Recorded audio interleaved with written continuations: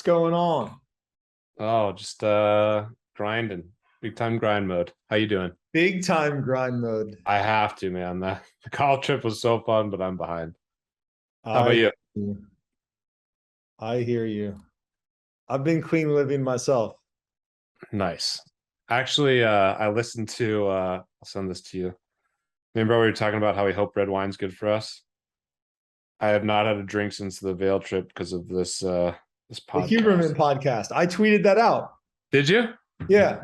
Oh, yeah. Well, I listened to it. I got I'm someone else actually said I'm actually the same. I haven't had a drink since Vail either for exactly the same reason.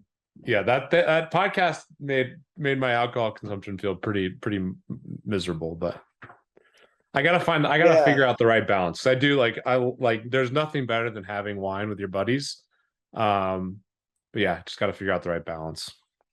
I was kind of shocked by that podcast, to be honest with you. Yeah, I didn't think it was gonna be as extreme as kind of the way he laid it out. He's a neuro guy. I think a cardiologist would have a slightly different take because I've talked with a number of cardiologists over the years, and they're much more positive on red wine. Yeah, I've heard much more positive things on red wine broadly. Sounds like brandy and some of those liquors, and then obviously like all the just like the seltzers and some of the beers are probably just great avoids.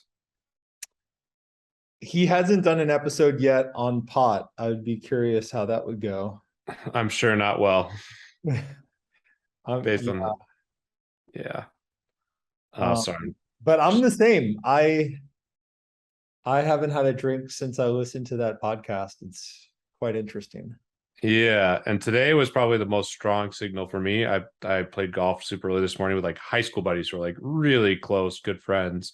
Everyone ordered a beer but me after the round, and that's a spot that like I was 100 for 100 getting a beer normally. So Also, I think of my performance on the recent Colorado trip, and even though like we didn't drink excessively, I could point to some instances where my performance would have been better had I just abstained altogether. yeah, I mean, especially tennis. I think golf is a little. I mean, obviously it impacts it, but like tennis, I think is a big one. Okay, so I wanted to start by doing a bit of a deep dive. Draftkings has come up with a new product, Rainmakers. I I think I was one of the earliest people on this project.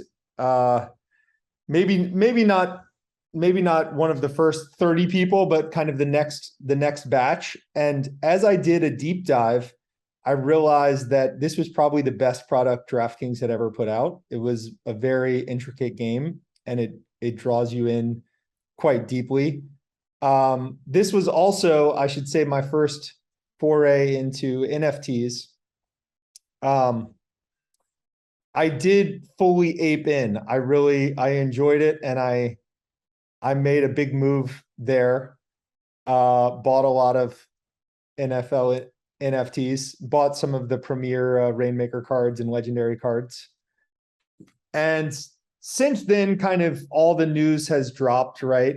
We have the contests posted, we have the second big pack drop, and now Twitter is trying to digest what's going on. And I've been a bit disappointed, I guess, because I was hoping that everyone would be as enthusiastic as I was, and it hasn't quite landed that way. How would you characterize the initial reception? Yeah, I mean, I'm really excited about the game as well personally. I have started to accumulate some cards as well. My first purchase was a Rainmaker Michael Pittman, which I think is kind of a nice piece to have for Rainmaker lineups as like your weakest link. Um, I think it's a brilliant game. I think it's really interesting. I still am learning a lot. We're covering it heavily at Lucky Trader, and I think a lot of kind of the intersection of DFS, sports betting, crypto is really interested in this game because there's clear utility with the guaranteed prizes that DraftKings offered. Right now, we're experiencing quite a bit of FUD, which I've been using that word, but didn't actually know what it stood for. And we discussed it on our trip. It's fear, uncertainty, and doubt. And there's quite a bit of that right now in the market. And I think the big piece, at least in kind of our echo chamber, was a little disappointing on the prizes for the Rainmaker tier. The packs are $30,000, and the week one, or the top prize for that tournament, is also $30,000. So a lot of people are doing kind of the math on the prizes and how much it costs to get these lineups. So in the short term, as we're recording this now on August 25th, there's not much action on the packs, but I think people are still fascinated by the game. And I'm optimistic DraftKings is going to make this a win. I think it's really important for the company long term. The reason that they were able to catch up and really become a dominant DFS operator and now sportsbook public company was they understood how important liquidity and a healthy ecosystem was. So I don't think they're going to try to rug the community. I think they really want this to be a win. Maybe it's a little bit different now that they're a public company. They can't just burn a bunch of dollars to kind of get this off the ground. But my sense is that there's probably some opportunities right now, and long term, DraftKings needs this to be a success. So we'll see. I don't know. What's your? I know you obviously have a big bag. You also were betting because you made a lot of your moves before the prize pools were announced. You also were betting that the Rainmaker tier would have more prizes associated with it. There's rumors that maybe we'll see more stuff, but what's your view now here on August 25th about kind of where the game's going and what you expect to see going forward? First of all, can we use a terminology more positive than bag?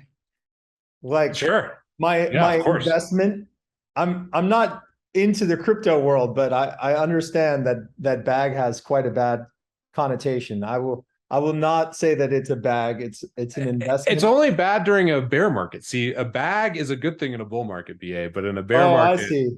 Yeah. So people are like, "Oh, pump my bags, that's good." And then in a bear market, a bag is like a negative connotation. Got it. So my take, I was exploring it all quite deeply before our golf trip. And then during the golf trip, I wasn't really digesting news. So when the contest broke, I didn't really have time to look at it in detail. But when I did, I realized that there was far more of the prize pool allocated to the core cards, the rare cards, and the elite cards. So the relatively common cards.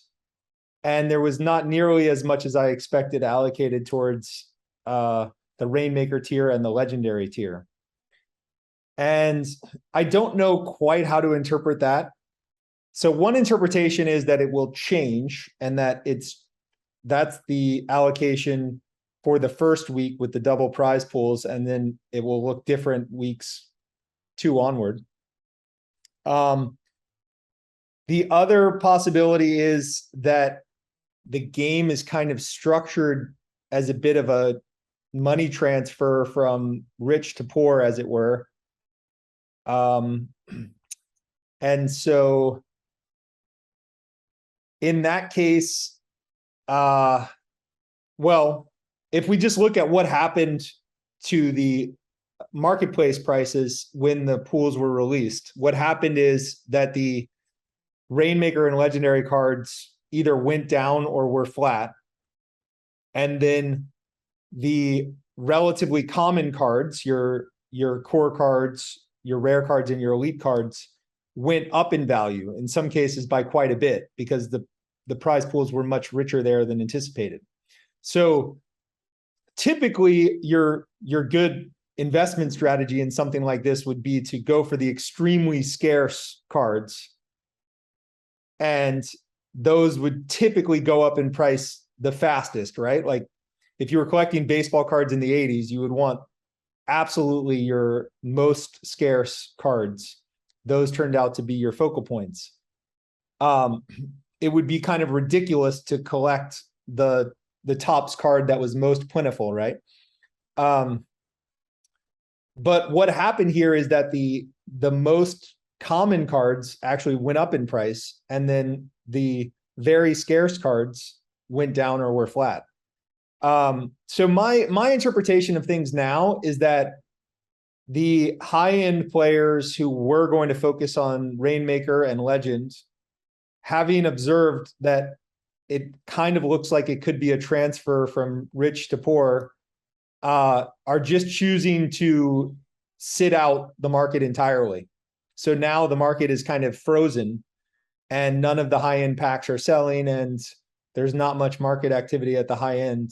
And I kind of think that it will just stay there until there's more clarity at the high end. That's kind of my prediction as of now.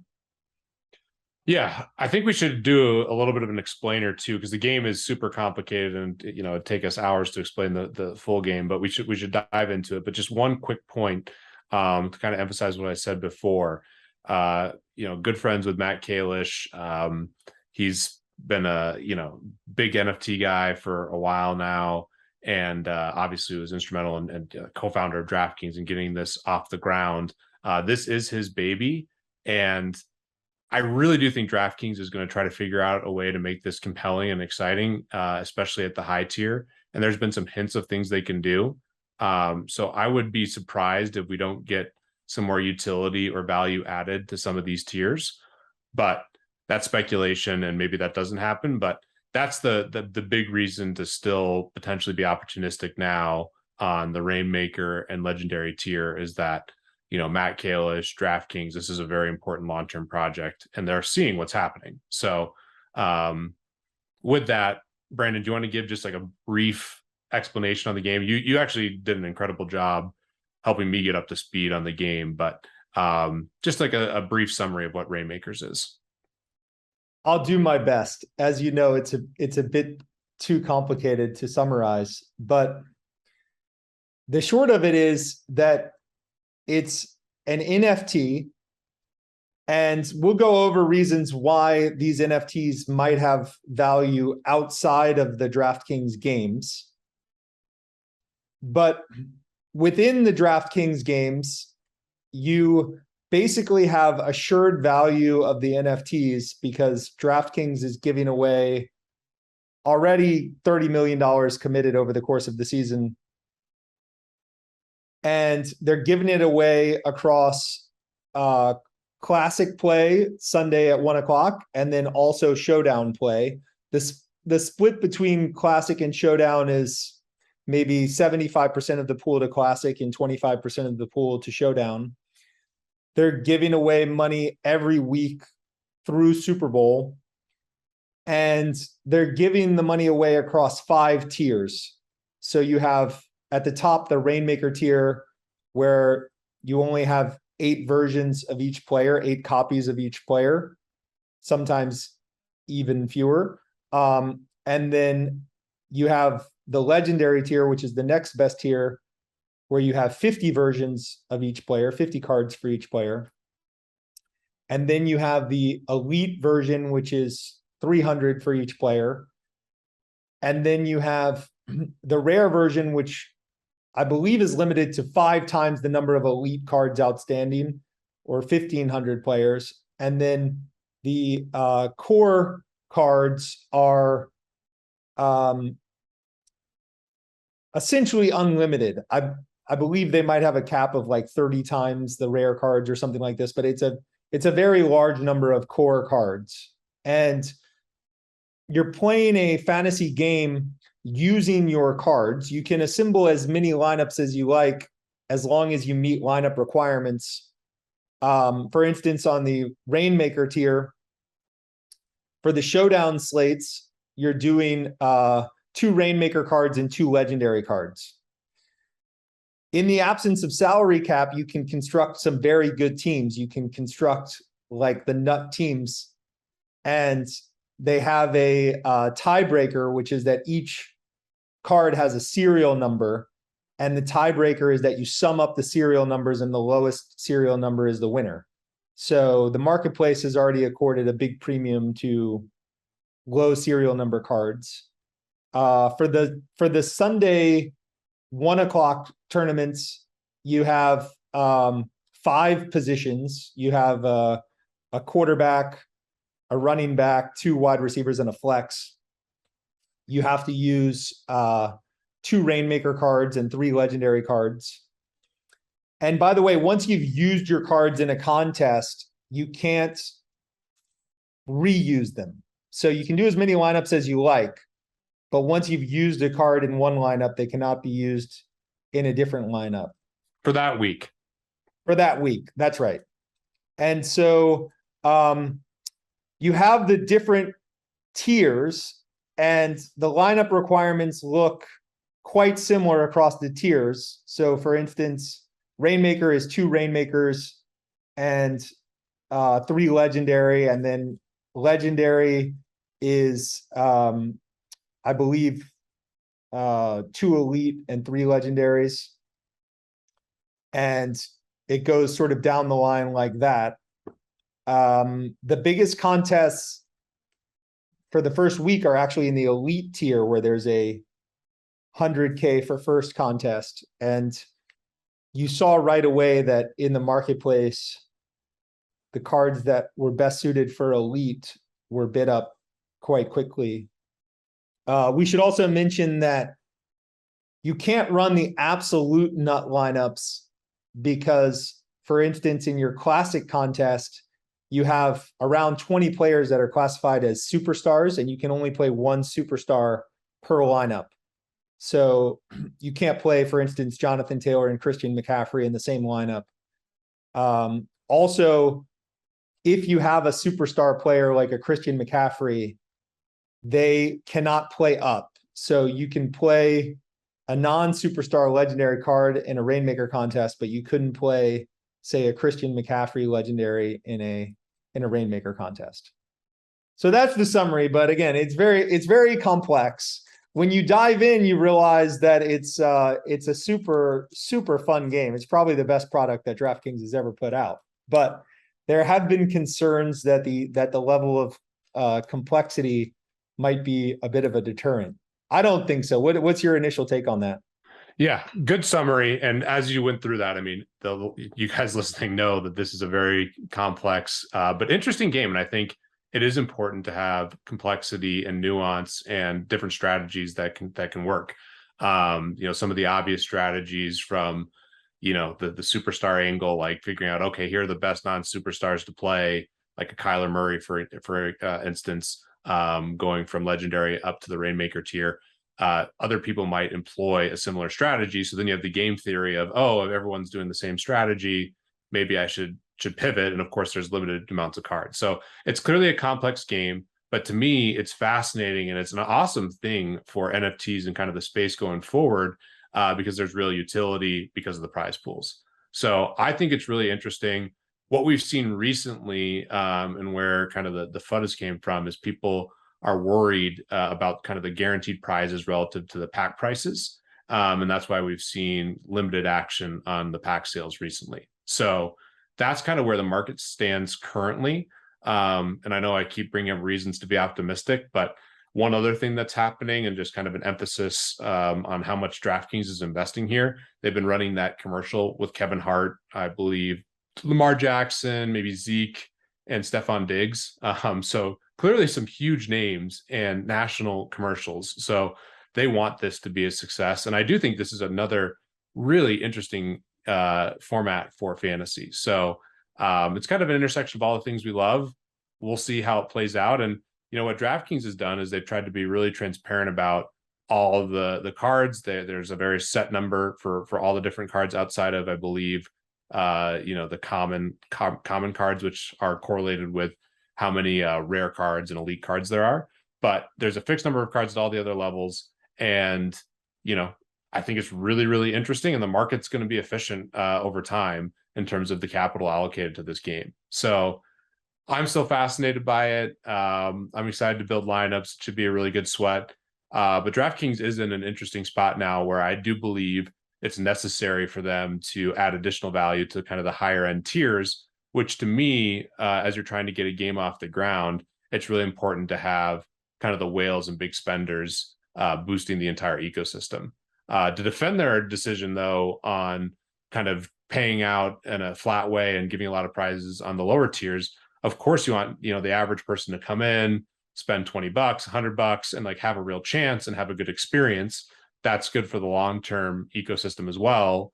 But I do think it's critical to kind of build this out and have bigger aspirational prizes at the higher end tiers. And there's a lot of things that I think they could do. One thing that we've seen floated around is that you could use, the Genesis Rainmaker cards, and I believe the legendary cards, BA, you'd know better, potentially in future years.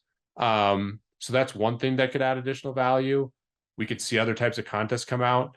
If you were DraftKings, what would you do right now, given kind of the state of the market and what's happening with the game? Well, given that I'm a participant now, it's hard to it's hard to answer that question. What should they do? Obviously, I think they should do the things that are good for me. So I can't really answer that question. I think an emphasis on leaderboard might be a possibility. I think maybe doing some Rainmaker tier showdown contest might be a possibility. I think having kind of a bigger payout for first contest at the Rainmaker tier makes some sense, because as you pointed out, the idea of paying 30K for a pack when the first prize is 30K at the Rainmaker tier seems a bit tough. So I think maybe go to more like 100K for first kind of Rainmaker contests. But there are other things as well, right? Like big picture, my kind of bull case was that this was unique in NFT world, where you had a clear floor value that was based on the fact that they were going to be paying out at least 25 million. Now we know closer to 30 million over the course of the season. So you had like a minimum value per card based on the lineup requirements, the production schedule, which was a strict max production schedule that they put out. And based on the fact that they were going to be paying out all this money in contests. So that gave you like the worst case scenario in terms of expected value. And then you had all of these potential really good things that could happen. Like, for instance, at some point, the cards could go off chain and be used for other purposes and have value outside of the season or outside of the game. This is all speculative stuff. And as you know, I'm not really good with NFTs, so I'm not probably the best person to speculate, but the idea generally that they could become big collectibles outside of the game. That was one upside. The other upside was that even within the game, you could have just big overpayments for certain types of cards, like certain focal points that became highly speculative, whether it was, I don't know, the edition #1 or the rookie class or some random speculative focal point. And then the other possibility was, if this does become an important part of the long term, then maybe the season 1 cards would have some value outside of season 1. Yeah, you just hit on a bunch of points that I think are really interesting. And if you look at just kind of the Web3 NFT landscape now, I mean, there's all these just speculative profile pictures that have no utility, or they're promising utility down the road. This is clearly really interesting, and like the type of innovation that I think is going to be really cool. I mean, it's fun when you have let's say take Sky Moore or something like that. He ends up being a top 5 receiver and you own one of his cards. You're going to feel really great about that throughout the year. And I do think that there's some collectible value long-term. And one of the coolest things I think DraftKings can do, and they definitely have the opportunity to do so, is real life experiences with the NFL. I mean, they have a deal with the NFLPA, and I think there's a ton of really interesting things that can happen there. I think one thing that really helped DFS kind of blow up after that huge inflection point where you had the millionaire makers and some national advertising, obviously that really helped the ecosystem grow, but it got to another level when there was all these cool experiences, live finals that people were able to kind of get that were really fun as well. So I think that that's another element that can be really cool with Rainmakers. And again, I know there's a lot of FUT out there, but I feel like this is such a big bet for them. It's such a thoughtful, smart game. I do agree it's one of the best, if not the best thing DraftKings has built. So my view is that over time, it's not going to be clearly negative EV. I think there's going to be a lot of opportunity. And even if it stays, say, neutral EV or a little bit worse, there's so many different edges that you can grind, from the schedule, the auctions, the marketplace itself, game theory against your opponents. So it's a really deep, complex game, which makes it really fun if you're into this stuff, which obviously you and I are, Brandon. I have a question on the marketplace edges, but I wanted to dive in a little bit on the future value of the cards. So really it comes down to three possibilities. One is the idea that they do become collectibles over the long term. Highly speculative idea, but certainly possible. Two is that you could have some type of burn mechanism where they allow you to trade in 2022 cards for 2023 cards. They have sort of teased that idea at DraftKings, but there's nothing concrete there. And then the third possibility, which they have committed to, is the idea that if you hold on to your 2022 cards, they can count for your 2023 score. So they have the concept of the franchise score, which is how your entire set of cards performs. And they've committed to the idea that if you hold your 2022 cards in 2023, you'll get 10% of the score relative to the 2023 version of the cards. So as of this moment, that doesn't seem too important because, like, for instance, this year, they're giving away around $1 million on the franchise score. And so you could kind of think 10% of that, if they do the same next year, is 100,000. That doesn't really move the needle on 30 million guaranteed, but it's something that they're laying a framework for in terms of future value. Yeah.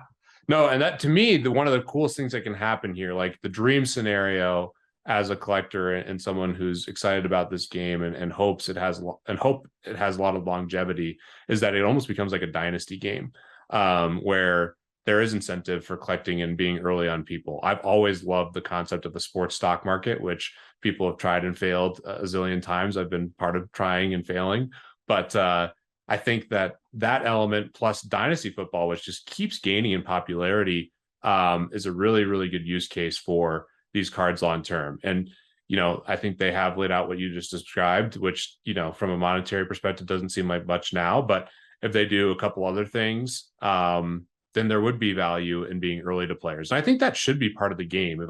I really try to, think about the game if I'm in DraftKings shoes versus just, being a collector myself. I try to pride myself on, putting myself in other people's shoes and thinking about rationally from their perspective. I do think that that's a really cool use case, and another way for them to get into kind of these longer term games that people want to play. So I think that's interesting. I think there's a whole bunch of stuff that they can do that they need to think through now, that can add value to the collectors. And of course, the long-term goal too is just to build out this ecosystem with as many users as possible. So if they can increase the long-term value of the cards, I think that will really increase the value of owning these cards now. And one other thing to just point out, obviously the marketplace is frozen now, but if the season were to start tomorrow, anyone who had these legendary Rainmaker cards, they'd be in a phenomenal position because there's so many cards that aren't actually opened yet. So the market should become a little bit more efficient as we get closer to the season starting. Yeah, you point out the dynasty aspect, and the market is sort of pricing things as if there will be some dynasty consideration. So for instance, last night you had the rookie card auctions, and the rookies, given the structure of the game, are not worth a lot, just because you do better with higher ADP veterans, basically. In the absence of the salary cap, there's not really a compelling case to value the rookies highly. But the rookie auctions, in some cases, went for rich prices last night. And I think it's because people, they do want to be on that player that, say, rises to top 10. Even if they don't really benefit in the fantasy games this season, they would like to have that card. 100%. And that's something that people want. Like, isn't that one of the, when I was playing like season long fantasy in high school and college, I like prided myself on, identifying players early on. Like Dwight Howard was somewhat obvious given he was the number one pick, but I was like super early, had Dwight Howard in like his first 3 seasons on my fantasy team, and he just became an absolute monster. And it's like, oh, I helped predict that. Like, and when there's payoffs for it, I think it's really interesting. And I do think we saw those in the auctions last night. Breece Hall caught a pretty good bid. There's some other players that I was kind of surprised to see how much they went for, given their value immediately this year. There's a huge incentive to just build like really top heavy good teams to take a good shot at winning these prize pools, because you're going up against other lineups that have really, really good players. So yeah, I agree. I think people are expecting there to be long-term value in some of these rookies. And I do think some of these rookies will hit. I mean, there's a couple that certainly have a lot of potential, and that are in good roles. And every year we have a rookie that just goes absolutely off. I mean, remember last year, Jamar Chase was kind of falling in drafts because he dropped some passes in preseason and in practice, and then he had a historic rookie year and is now a top 5 pick. So there's going to be some players that go off that are rookies, and if there is additional dynasty value outside of just the franchise thing, then those will be really good cards to own. And I think part of the fun here is there is some uncertainty still. There's a lot of certainty around the prizes for this year, but my expectation is that DraftKings will continue to add utility and value to the cards. Yeah. Now, we think that maybe you don't get a lot of benefit for picking a breakout rookie. You do get a lot of benefit in this game structure for picking teams that go to the Super Bowl or go deep in the playoffs, especially if they unexpectedly go deep into the playoffs, because they're going to be quite rich pools during the playoffs and Super Bowl. And if you can pick the sort of surprise deep finisher, that will be very valuable in this game structure. Yeah, just another instance of something really cool. I mean, I've done a lot of work on the schedules. I think there's a ton of edge to kind of look through the schedules. I think there's also a lot of edge in predicting which teams are going to go far for the exact reason you just mentioned. If you caught kind of a sleeper team that made it far, then yeah, you're going to get a lot of value. I mean, everyone knows the Bills are the Super Bowl favorite. Josh Allen's worth a lot. Stephon Diggs is worth a lot. Gabe Davis is obviously someone everyone's expecting to break out, has like a 3rd, 4th round ADP on some of these sharp best ball sites. So people are on the obvious ones. And if you can identify some of the flyer teams or, make some good calls, then it'll definitely pay off. And to me, that's super fun. So I'm still stoked on the game BA. I definitely was a little bit bummed on kind of the distribution of payouts, but I certainly understand it from DraftKings perspective. They're trying to, give as many people a good experience as possible. I just think for, to kind of jumpstart the ecosystem, it's really important that the whales are involved. And that's what we saw early on. I mean, that's part of the reason you aped in and, spent quite a bit on your portfolio. So, my expectation is that there'll continue to be additional incentives, but I easily could be wrong and be very clear. It's just speculation on my end. Now, you said you've been grinding the NFL schedule.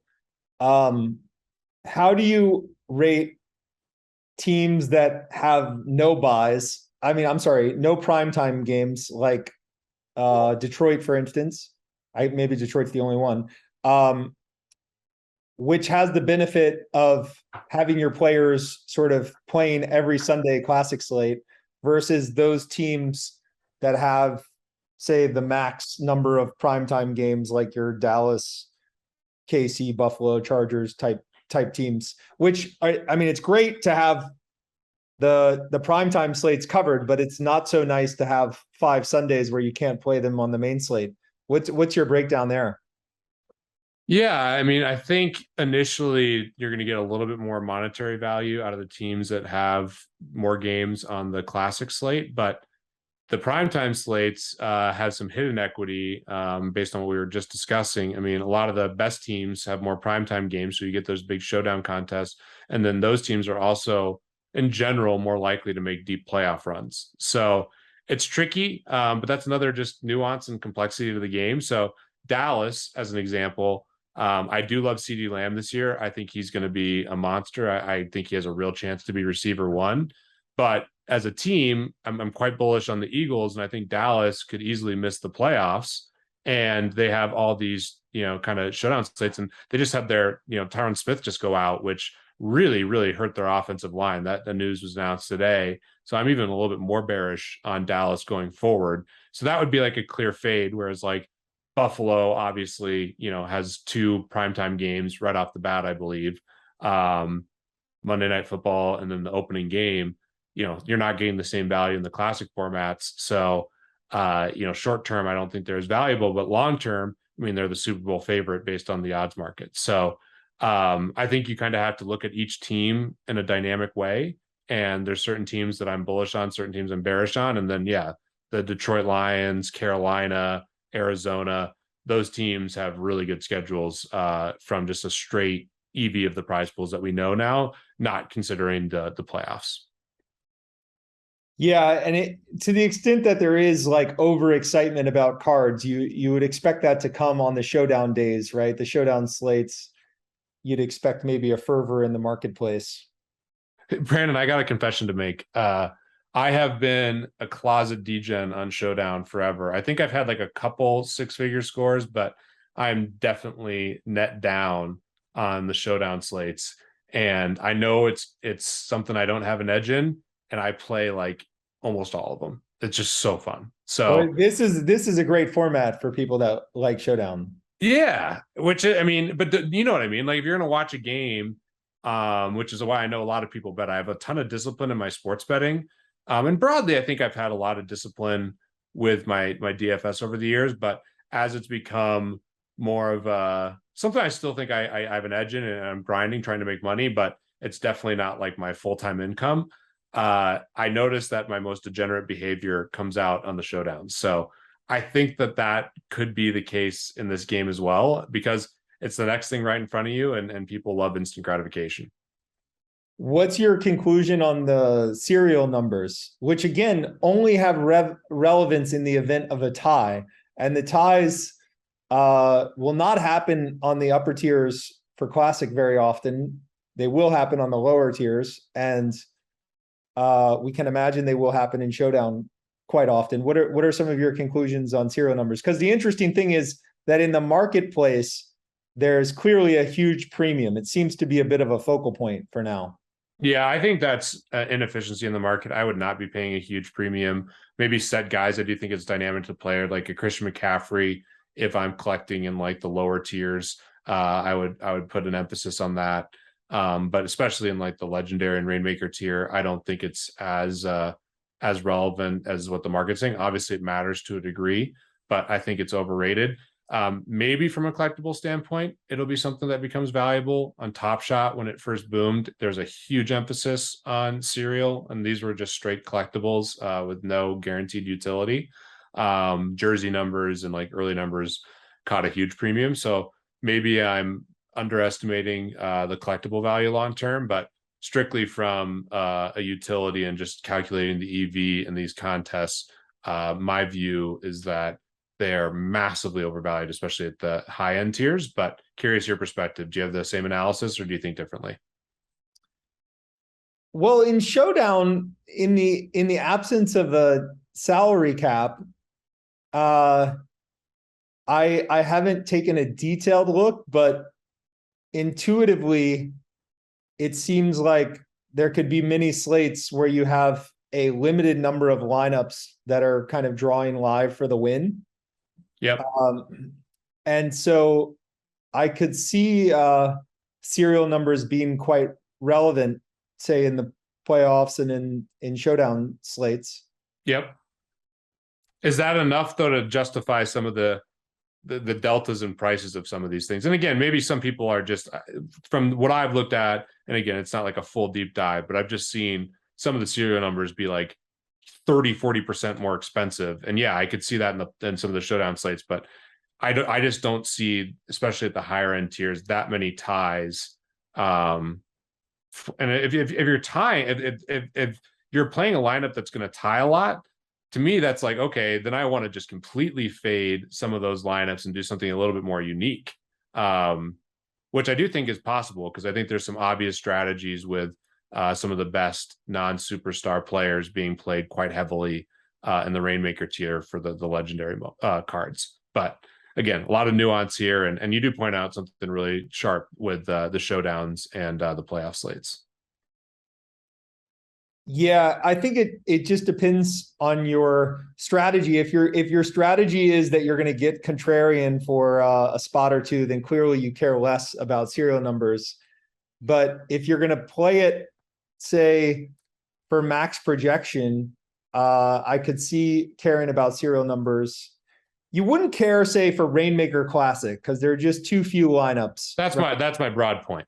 But let's just say you're looking at the rare contest, where again we think there are like 1,500 rare versions, and then essentially unlimited core versions of players, right? And you have a good bit of duplication possibility, and you're going to have many versions of the same basic lineup, where, for instance, say a Diggs core card can play up and a Kyler core card can play up. So you're going to have a lot of lineups that sort of start Kyler, Diggs, Marquise Brown, or something like that. That's 3 of your 5 spots. Now, if you're not going to get contrarian on the 2 free spots, then I think you do have to worry about serial numbers a little bit. Oh, 100%. I think for sure at the lower tiers, it's super relevant, and there actually is a lot of merit to the delta. And you just named off a couple of the cards where I think it's very important to be cognizant. I mean, Kyler is probably one of the most obvious plays. Arizona has a really good schedule. He's a non-superstar quarterback that you can play up, and I just expect him to be a pretty popular player in terms of these high equity lineups, like the top projected lineups. So there's more value in his serial number than, say, Josh Allen Rainmaker or whatever, just because there's so few, and like those are going to be played in different spots. And you can go down the list. I mean, the rookies, and someone like Christian Kirk, or these guys that are like 50 to 180 P that are not going to be as common because they're just lower projecting lineups. They're more contrarian kind of dart throws. Those are the ones where I think the serial number doesn't matter much, but the Kylers, the Stephon Diggs, the Marquise Brown, those are very obvious cards that have immense value, where the serial number definitely matters more. So let's talk a bit about the auctions and the marketplace. So the auction setup is super fun. I got into it when they were doing the initial Rainmaker cards. The way they do the auctions is what they call a candle style auction, where they'll set a window of, let's say, 8 to 8:15 p.m. And the auction has an equal probability of ending at any second in that window, 8 to 8:15. And so as a practical consequence, you get a very good deal if it happens to be an early wick, as they call it, and it ends, say, at 8:01 or just after 8 o'clock. It turns out to be quite a fun auction style, and I think they've been popular. Yeah, I think it's a really, really smart way to do auctions, and I would love to see that implemented in other auction formats, but super smart.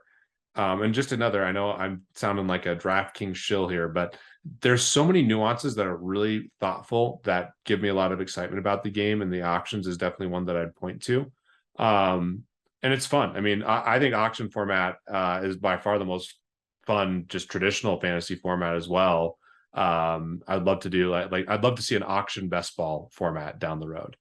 So hopefully we'll get that. But it's really interesting, and I've been watching some of the auctions. I haven't actually won anything on the auctions yet, but I do think it's probably the best place to get value. The packs certainly are not the best place to get value right now. So either the marketplace or auction are your main two options. And if you have the time and kind of understand the value of the players going, then there's tremendous opportunity. And I'm certainly jealous of some of the stuff that you got in the auctions, BA. And I know your biggest regret, I believe, is not going heavier on the Josh Allen auction. Is that correct? Oh, that's so clearly the nuts, right? I mean, to Yeah. have the Josh Allen superstar, like that's just so obviously the nuts. That's worth unlimited, I think. And yeah, that was a big mistake. What was your best buy in the auction? Um, that's a good question. I guess it was Jonathan Taylor at I think 10-8. That's a great buy. Yeah, I thought that was a great one, but um really Also, BA, we buried the lead. We should have started off the pod with this. I mean, give people a little bit of an insight of how deep into Rainmakers you are. well, I have what I'm in fourth place, I guess, according to the number of fantasy points in the collection based on the recent rankings. So I I'm love it. I'm in fourth place. That's pretty good. Yeah, first place has like 3 times the collection size, but What about the delta between second place and you? maybe like plus 40 or 50% collection size. Got it. Yeah. So you're deep into this, which I love. And I anticipate I'm building out some high-end lineups, and there's just so much going on in the football season. I definitely am going to play, but I do agree, if you're going to go really, really heavy at this, it's almost like a full-time thing for Sundays and for the island games for that matter. My approach was to think about the 25 to 30 million as the unknown amount that they were giving out. And then because the prize pools weren't posted, I was assuming a certain share of that for Rainmaker, Legendary, and Elite. I turned out to be optimistic in my assumptions for the high end. And then based on the game structure and assumptions about what the payoff profile was, I was able to basically estimate the value per card, first per position, and then kind of per card. And so the reason I got deep into it is because it was sort of self-evident to me that the initial auction prices were far too low. For instance, like even if I assume that there was no value to, say, Genesis, the first edition, and even if I assume that all the cards would be out for the first week, I found that, like, if you took, say, the entire class of Rainmaker quarterbacks, so one version of each quarterback, Rainmaker, at auction, that was going for like 60% of what I value the entire class at. So I thought like you could basically blindly buy everyone and do well, according to my assumptions. And then the way it turned out, as we've covered, is that the Rainmaker and Legendary tiers got less than expected. So the math is not as compelling, but as it's happened, those cards, especially the very premium cards, have not fallen very much. I wanted to ask you a bit about the marketplace because I have not experimented with NFTs before. I don't know how the marketplace works, for instance, in, say, Zed Horses or Apes. In this structure at the marketplace, you can put your offer price out there for a card that you hold, but you can't bid on a card. So it's not like a typical market. And it works pretty well, but you might think there could be more volume if there was a bidding mechanism. Do you think there should be a bidding mechanism, and how does it work for other NFT marketplaces like, say, Punks or Apes or Zed Horses?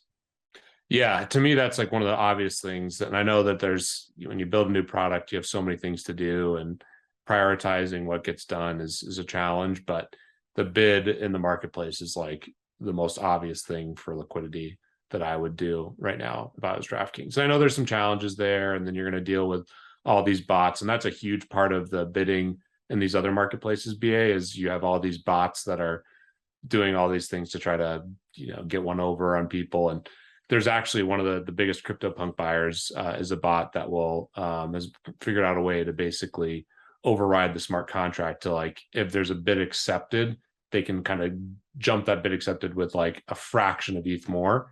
So you see all sorts of games, you see people bid in other types of currencies and try to trick people. So there's a lot of malicious, or maybe not malicious, but a lot of opportunistic behavior with bids. But it's still such a huge thing for the ecosystems, and especially when liquidity kind of freezes, the bids create a ton more action. So I think that if I'm DraftKings, that's one of the first things I'm trying to get out. I know they have a lot of things they're trying to prioritize, but it's needed and it's prevalent in these other ecosystems.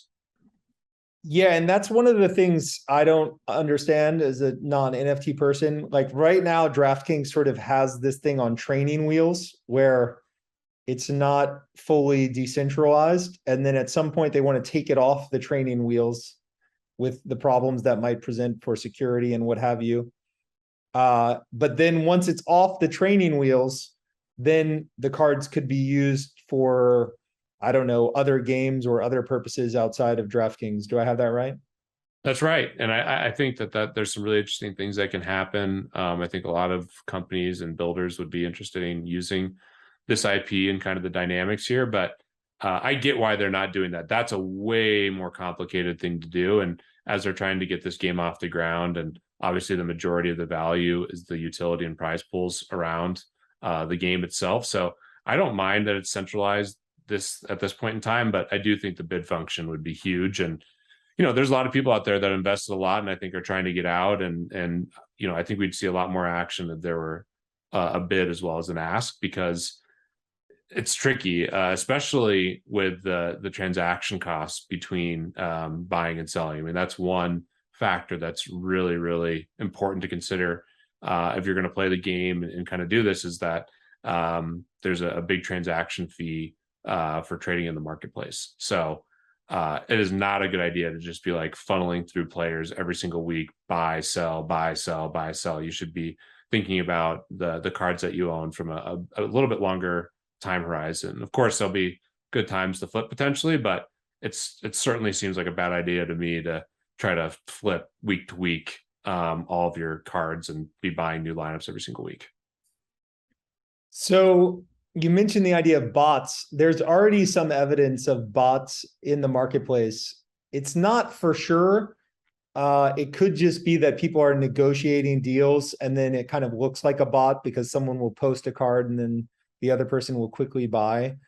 But I don't know. On balance, it looks like there is some level of bot behavior. Do you agree with that? I think it's like 99.99% that there's a couple bots out there for sure. I mean, some of these bots, I mean, they're buying within 5-10 seconds every single time. That doesn't seem like something that's negotiated every single time, and it's different users. And I would bet a huge percentage of my net worth and lay big odds that there's some bots out there. And I think it's really important that that gets cleaned up long term, because that is another thing that would just, really hurt the ecosystem and the game long term. If you're a casual person wanting to come in and play the game, you want to have a chance to, have fun and maybe make a little bit of money, at least feel like you have a chance not to just get run over. You're not gonna be excited if you're learning that people are using bots to basically snipe all the good moments from the marketplace, especially when perception is that the packs are not good value. So that's something that I think needs to get cleaned up. And I think DraftKings and a lot of these operators have handled this stuff pretty well over the years. Obviously, there's little things that I think could be done better, but it's a challenge. And of course, one of the other things for DraftKings now is these bots are making up a good amount of liquidity, which is good for them. So I think they know it's not in their best interest. There's a place that you can email. I've actually sent an email about this, but yeah, the bots are not ideal for the ecosystem long term, and as a user, it's certainly frustrating. Would you be in the same camp as me that you'd bet money that there are bots and potentially the odds? I think so. And it's against the terms of service. So the people are risking their accounts in theory. Also, it's kind of an open question because DraftKings does sort of have this on training wheels right now. I suppose it's theoretically possible to reverse a transaction in the same way that like an exchange could reverse a bad trade or whatever. So like just for instance, there was a situation where a Mahomes elite card, I believe, sold for $9 and it sold like 10 seconds after it was posted, which could have been quick fingers or it could have been a bot, probably a bot, right? Yep. And it was obviously a mistake because the person had previously posted it and then he was lowering the price, and I'm sure he meant to put 900, right? And he put 9, and then it insta sold. So it's kind of an open question. Does DraftKings like break that trade, and what does that mean? Can it consider itself an NFT if it's like breaking trades like that? That kind of thing hasn't been established yet, but bots have seemingly capitalized on mistakes, and they've also capitalized on people that just don't understand the game yet. They've just put cards out for far too low prices, or put edition number 1 out at the lowest price, or things like that. Yeah. And I expect DraftKings to handle this over time with the right way, hopefully sooner rather than later. And again, there's a lot of bots out there in the decentralized world, so that's something you're naturally competing against. I just hope for this game, I think it has a big chance to drive out casual users, and it's a big perception problem too. I mean, we saw this with DFS in the past. And people are early days before optimizers were available to the public to use. There are certain players that were using them, and DraftKings, FanDuel had to come up with new terms of service, and I would talk to people about DraftKings and FanDuel and just be like, yeah, it's super fun. It's obviously a skill game, so you have to learn to get up to speed to be plus EV, but it's definitely fun and something to aspire to get good at. And a lot of the responses during kind of those early days, 2014, 15 days, when people were talking about it, was like, oh, I heard that there are people who have like machines that are building lives for them. I can't compete against that. I'm not going to play. So I think that's a big perception thing that needs to be taken care of. And hopefully it just, especially if the marketplace is as important as it is now, in order to have a chance to be plus EV, it's critical that DraftKings gets this taken care of. Now, you've mentioned that the marketplace and the auctions have the best value and the packs have the worst value. Do you think that like that's a sustainable equilibrium where people enjoy opening packs and are willing to pay like a super premium for the packs, and then you get good deals on the marketplace and auction? Or is that just randomly how it's gone so far? I don't think that was the expectation. I think if I was designing a game, the perfect model would be have the packs be, if you just assume the whole game is neutral EV, I would have the packs be like -5, -10% negative EV. So obviously it's not as good as just looking for deals or doing the auctions, but you get to gamble, which is fun. And people love opening packs. I mean, that was something I just absolutely love doing on NBA Top Shot, and just in general, it's a really good experience. And I think DraftKings did a good job kind of with like the pack picture, and it's just fun. It's fun to gamble on packs. But right now, especially at the high end, it just makes zero sense. And when I say they're horrible values, there's a difference between each tier of packs. I mean, some packs have stayed in a better spot, and when the prize pool is announced, I believe kind of the elite packs were actually decent value, if I'm remembering correctly. But certainly, we have seen, I think, 0 Rainmaker packs sell since the prize pools have been announced, and 1 legendary or something like that. I mean, is that right? Or has there been a think Rainmaker sale? I think they've been up for like 5 days at the Rainmaker and they sold two. One of them was Two. today. Okay. So I had it mixed. So maybe they've sold Legendary. They've sold two Rainmaker packs. But 20 people had the option to buy them at a 15% discount, and I'm not sure that any of those people took up the option. Right.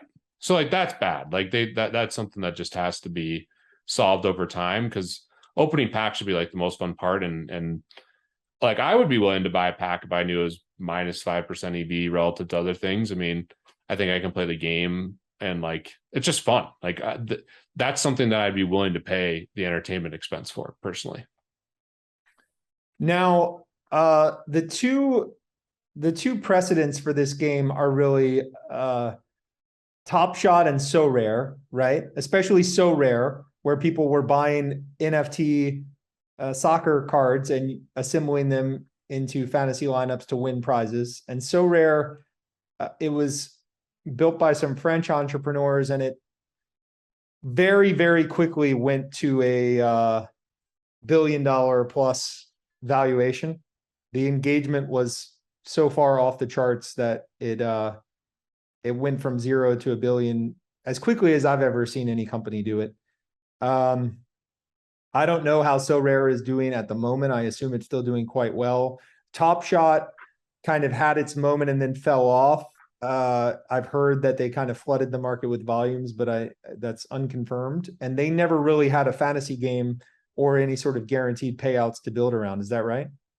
That's right. I would say that now I think both So Rare and Top Shot have fallen off from kind of their peaks, but um, Top Shot just announced their all day NFL product, and that seemed to get a pretty good response. But yeah, interesting games. I think, Draftkings looking at it, I mean, So Rare raised $680 million, led by SoftBank at a $4.3 billion valuation. Of course, that happened in September of 2021, which is a conversation maybe for a later day. There's a bit of froth in the markets last year, but yeah, they're interesting games, and So Rare definitely had utility, whereas Dapper did not with NBA Top Shot. They're strictly collectibles. We're seeing more and more utility be added to the games. I was able to go to like a Nuggets playoff game in a suite with the NBA Top Shot crew, and I think they'll continue to do more cool stuff. You're able to play like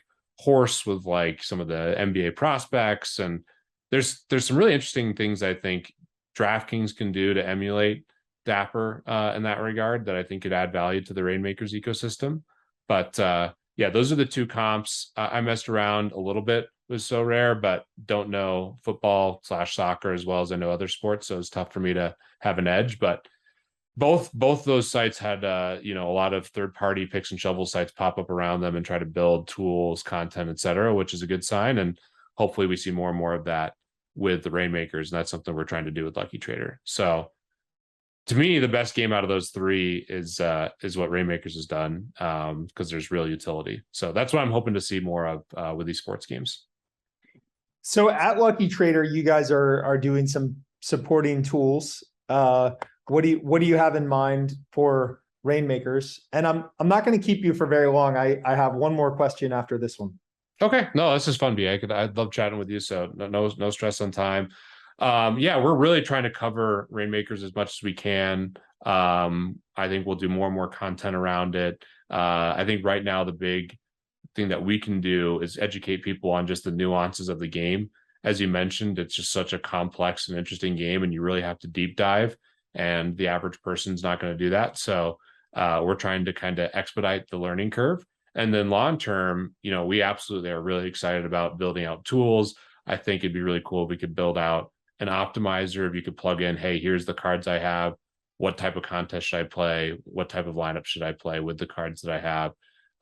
That may be something we are able to get done this year. I definitely don't want to commit to it, but certainly for upcoming years, that's something we could build. And then yeah, some other basic stuff, just figuring out some of the card values and seeing if there's values out there in the marketplace. That's stuff that we'd want to do long term. And then anything else we can come up with that people have feedback on. We're very interested in building stuff to support the Rainmakers ecosystem. I love it. I love it. Yeah, as far as I know, there has not been like a Rainmakers podcast or any sort of consistent content. Smizzle's put out some good stuff, but that's Yes, pretty much shout out to all that's out Smiz. He's done there. a great job, and I think we all want to make this work. And I know if you go in the Discord, it's like, oh, Smizzle's a DraftKings shill, Brandon, Peter, whatever. You guys all are shilling DraftKings. I think we're all just excited about the game, and I hope I don't think DraftKings came out and said, hey, we're going to try to take a bunch of money from people. Obviously, they're a business; they need to operate as a business, but I think their hope is that this is a long-term success, and I don't think they want to rug people. Yeah, yeah, I hope so.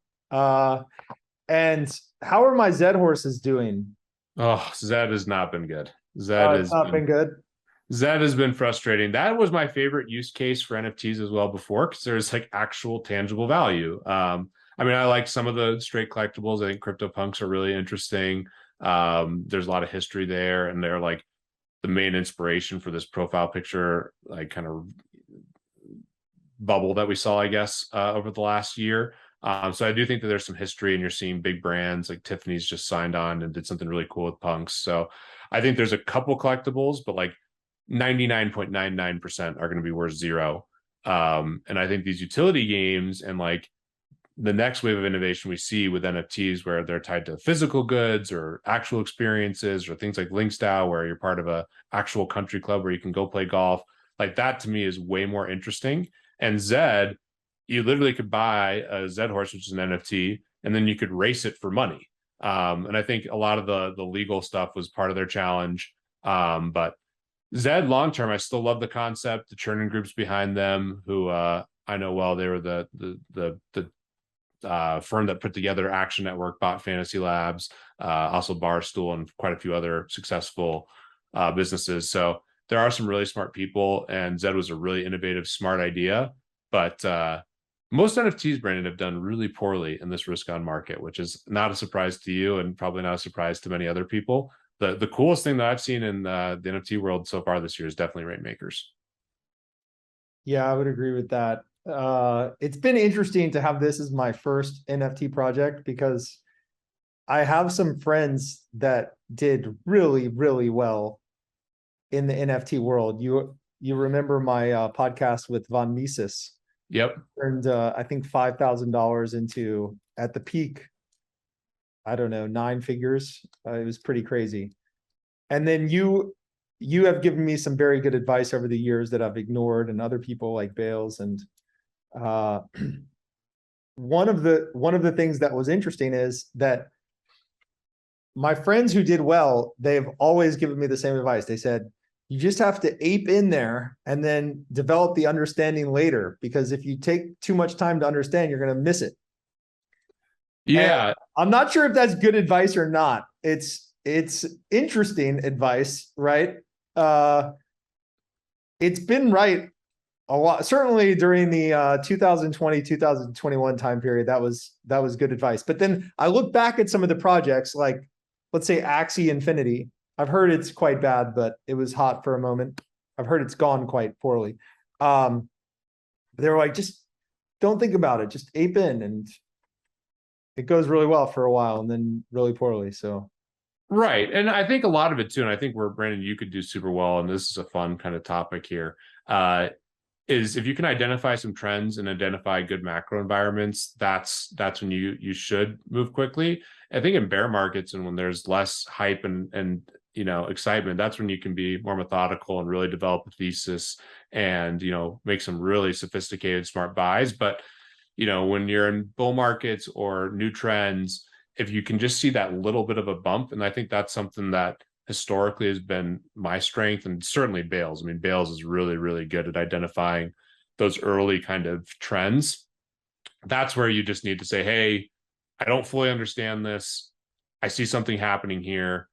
I'm just gonna, I mean, and maybe not fully ape in, but I'm gonna make some big bets without a ton of certainty because I see this little trend. And then as things develop, you can, come up with a more sophisticated view. And that's what, really paid off last year. Top Shot, Top Shot, I didn't sell any. I still think there's something really interesting there. But like CryptoPunks is just like, okay, I know NFTs are something that are going to really catch on this year. There's all these interesting things happening. Man, they're really expensive, but like there's clearly something here.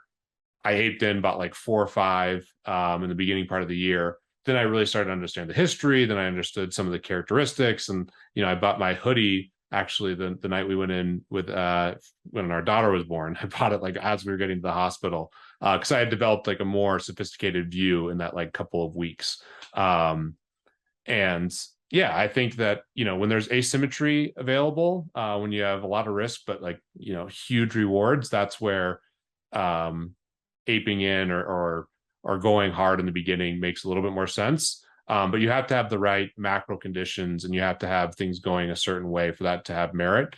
Like right now, that would be a very foolish strategy. But with DraftKings, I think it was very savvy to ape in. And I know that you're a little disappointed with kind of what transpired in terms of the prize pools, but you came up with like you had a baseline expectation, and I think you still made really good investments. And there's certainly ways that this could really improve for you. So I think it's smart. And also, like, if you just like kind of dip your toes into the water with certain things, that's where like almost always your investments like go to zero, or you don't make good decisions, is because you don't actually learn about what you're buying. Like that's like just dipping your toes in, at least for me historically, has gone really poorly.